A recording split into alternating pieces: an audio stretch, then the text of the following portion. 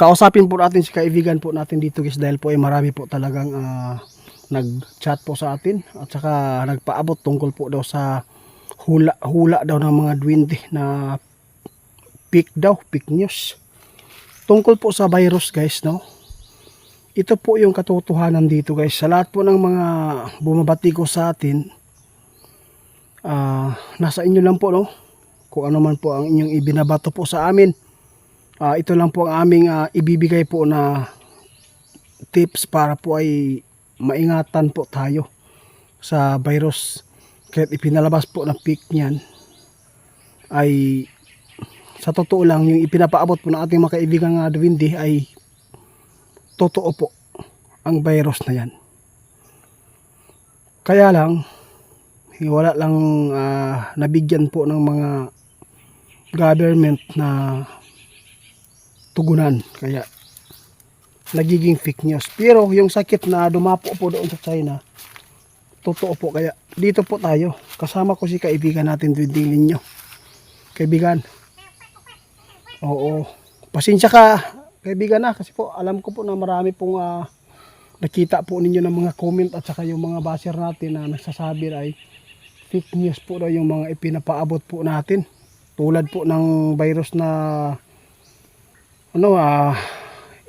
ipinakalat ngayon ay fake daw talaga, no.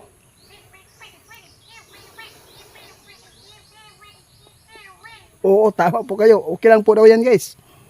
Ay importante yung ipinapaabot po nila ay totoo, no?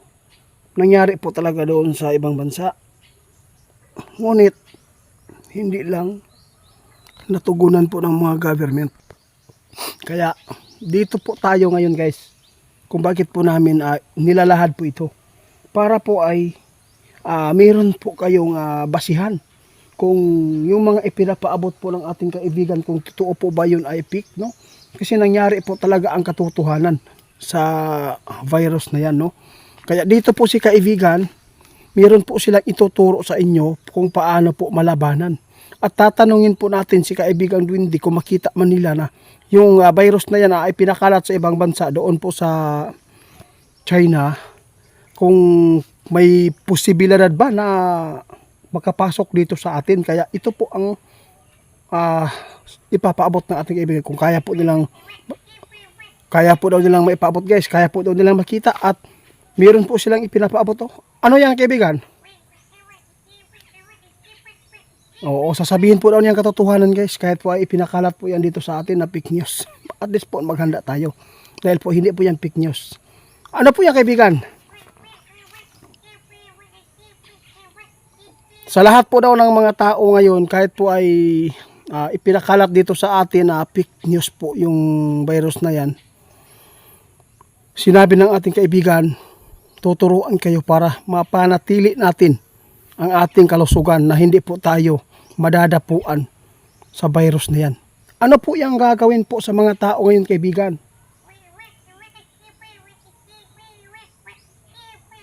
Tama po. Ngayon po guys, mayroon po siyang ituturo sa lahat po ng mga gumagamit po ng cellphone, no.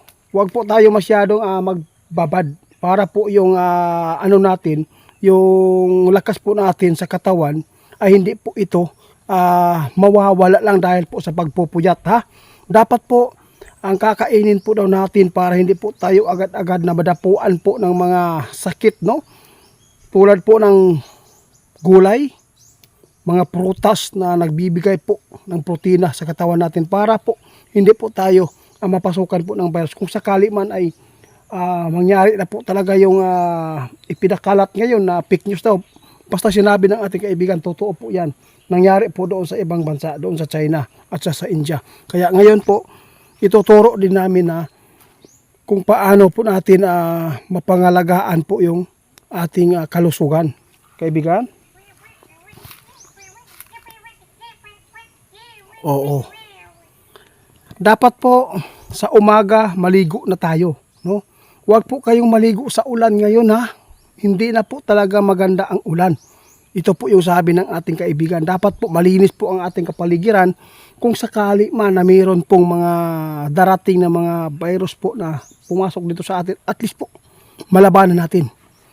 At O sige, gusto ko kaibigan na matanong ko sa inyo kung may posibilidad ba na mayroong pandemya na mabubuo sa Pilipinas at makapasok po ba yung virus na ipinakalat po doon sa China? Kasi oo, totoo po yun talaga guys, no? Na yung sakit po doon na ipinakalat nila na ginawa na lang fake news dito dahil po ay hindi po talaga natugunan. Hindi po siguro na ano ba na tawag dito na meeting ug maayo kung paano po ito ano. Oo nga, tama po si kaibigan guys, no? Kaya hindi po daw pumasok sa mga bansa dahil po ay hindi po daw maganda ay yung arrangement, no? Parang hindi maganda ito guys. Pasensya na kayo guys ha. Ang sa atin dito ay ginawa po natin ang ikakabuti. Kaibigan, may posibilidad po ba na makapasok po yung virus na yan dito? Ha? Totoo yan? Naku po.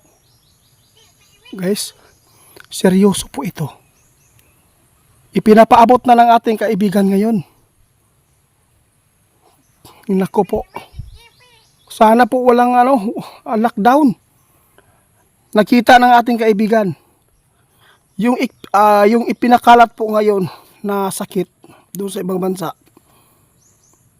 Mangyari po talaga dito sa atin. Posibilidad na mangyari at mayroong makapasok na sakit na tulad po sa nararanasan po ngayon ng taga China at India.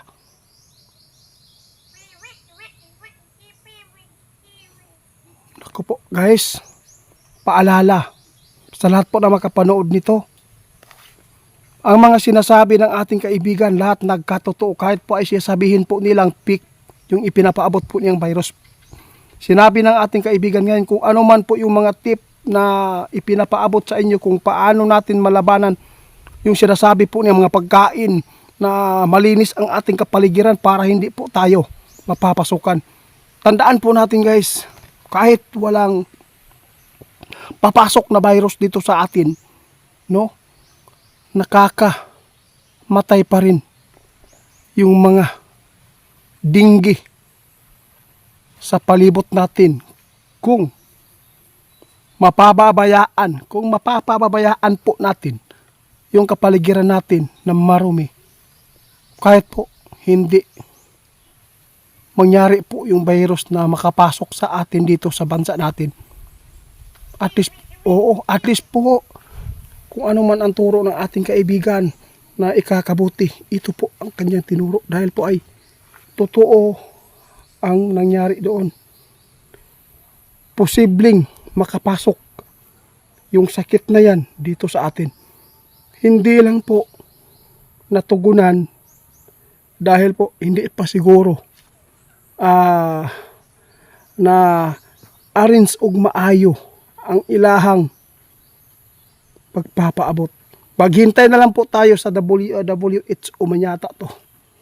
Maghintay na lang po tayo guys kung ano ang susunod po na hakbang.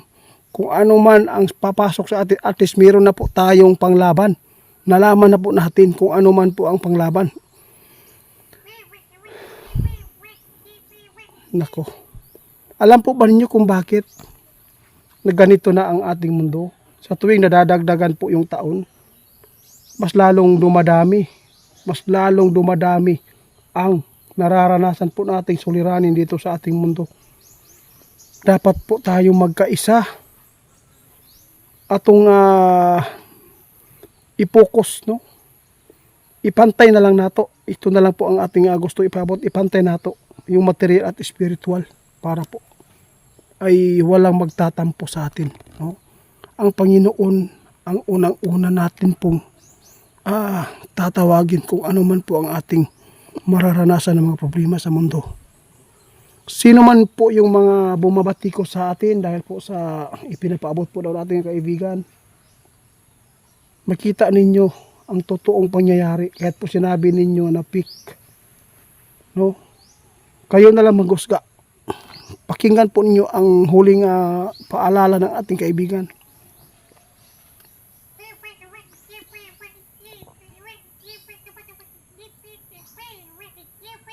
Tama po kayo.